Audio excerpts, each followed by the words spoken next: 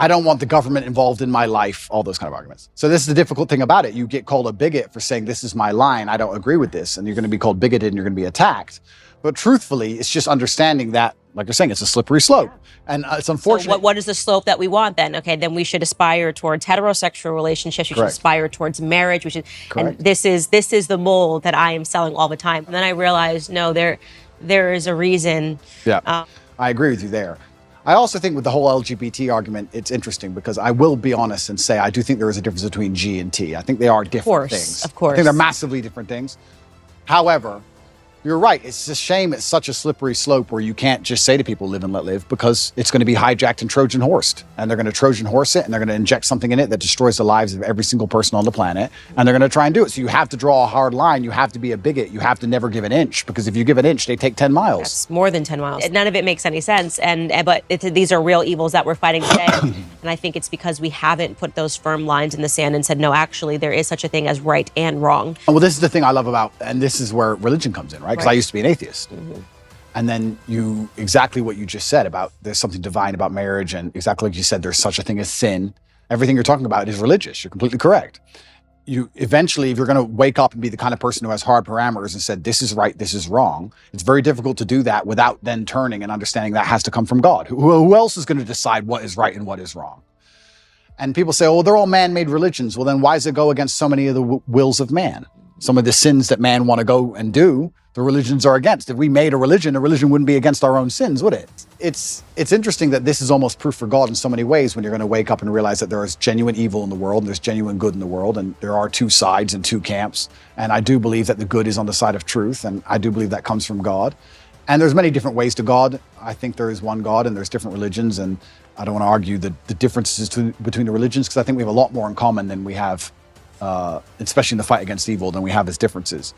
But yeah, it's super interesting. And you're right. Firm lines are absolutely not really required. And if we don't have them, it's why society ends up in the position it's in, with so many subjective lines and your truth, my truth, the truth, where I'm in the position I'm in. I'm saying what I believe is the truth, and I'm out here trying to help people, and I'm saying about the difficulties I went through in my life so others don't have to go through them, just as you said. But if somebody doesn't want to listen to me, I'm like, okay, you don't want to listen to me, I don't care. You do what you want. But that live and let live mind frame can be hijacked, because when I'm saying to people, okay, don't do what I want, or don't do what I believe to be good, don't do what God believes to be good, do what you want, I don't care. And then they get in a large enough group and they end up attacking morality. It redefines, normalcy, it redefines morality. And, I recently was sitting down having a conversation with a friend of mine, Brandon, and when I first got into politics, I wasn't so staunchly against homosexual marriage. I didn't speak out on certain things, abortion. And then I saw it firsthand. I just examined just the differences in my relationships with heterosexual couples and homosexual couples. And homosexual couples, I'm talking about two men. You don't realize that God designed a man to be with a woman because it prevents men from giving entirely into the worst components of who men are. Just having sex all the time. Yeah, right? You can't do that. If you're with a woman, okay, maybe it's menstruation, maybe it's pregnancy, maybe it's afterbirth, but there are these natural barriers that make it so that your relationship has to be about something else other than just sex. Yep. When I'm with my homosexual friends, they talk about sex. I don't think they realize that heterosexual couples don't just sit down for lunch and be like, we banged 20 times last night because we could. They think that that's normal. So then you talk about how that bleeds into pornography, that bleeds into wanting to talk about sexuality in the classroom, how that might bleed in to suddenly wanting to speak to children about sex and go, oh, this is all normal. It's actually not normal, but because it's normal in a homosexual relationship, you think that it's actually normal. Totally right. And so I have suddenly realized, and this is why I become so staunchly conservative, how it all bleeds into everything. And there is such a thing as objective rightness, and there is such a thing as objective wrongness. Completely correct. And I agree with absolutely everything you just said. So my question would be then, what do we do? Do we force everybody to be Christians, or force everybody to be religious, or how do we do it? Well, I think the first thing is having the courage to talk about it. And nobody even talks about these topics anymore because they just go, oh, they've won, so we need to let this go. And more you're seeing culturally, people are afraid of being canceled. I mean, what I just said to you is grounds for a cancellation. How dare you question this? How dare you?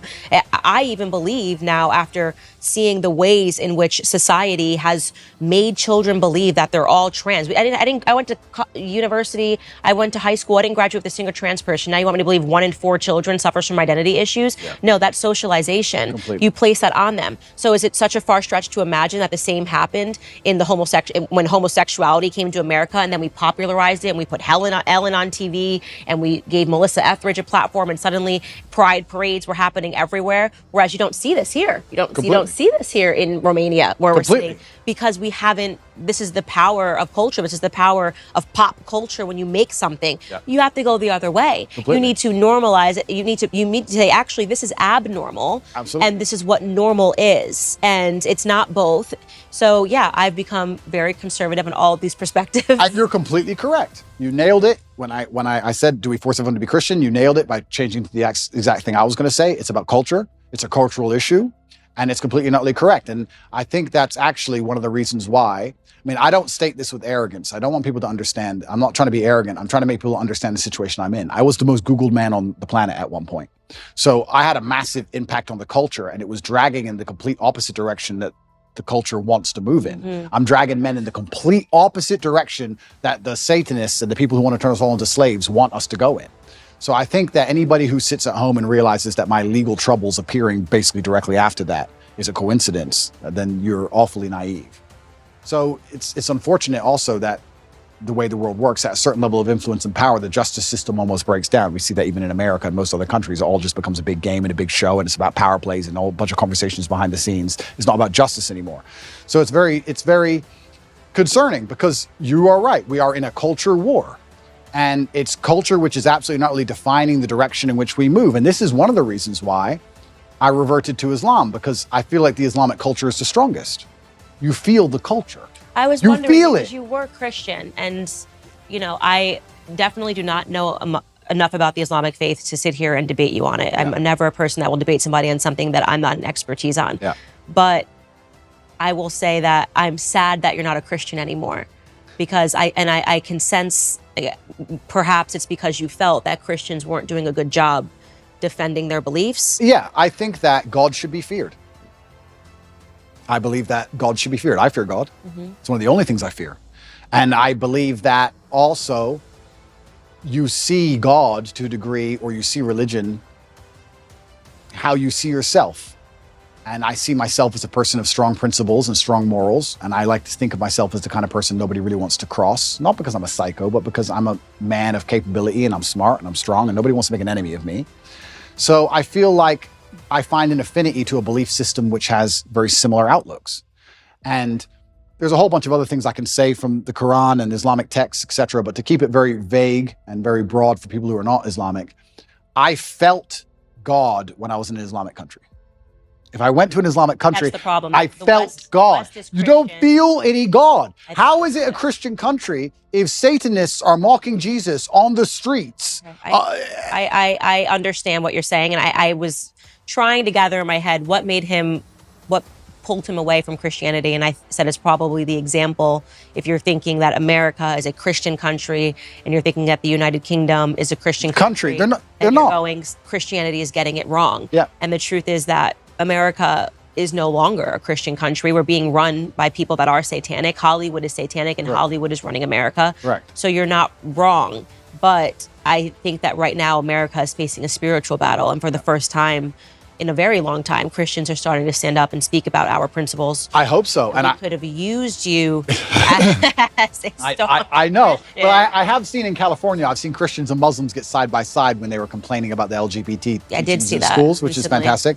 And I know what you're saying, and that is true. But it's almost like when I go to an Islamic country, I feel God around. You see it. You see it in the way the people are dressed. You see it in the fact that everyone's in a family. You see it in the fact that there's a mosque on every corner. It's in the air. And it's almost like when I'm in Dubai and I'm talking to my friends, my Islamic friends, and I explain to them the things you have to protect your child from in an American school, they literally think I'm lying. They're like, no, surely.